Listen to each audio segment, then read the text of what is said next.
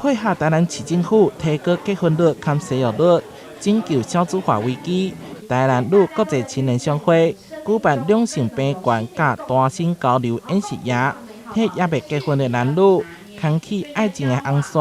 另外一方面，嘛推广两性良性沟通的重要性，互相彼此的学习与认识，这样子其实可以减少很多问题的产生。那单身的人如果有找到就是另外一半的话，其实也可以减少一些犯罪的一些行为啊，像现在很多性侵啊、性暴力，借由办活动来提升我们的社交平台，还有让大家可以一起互相来认识的这个机会。那当然也非常感谢我们蔡小薇议员跟林俊宪立委的大力支持。这摆除了有塔罗牌会当参考感情运势，也个特别请来专业交友平台团队，用欢乐对待的方式主持茶热气氛，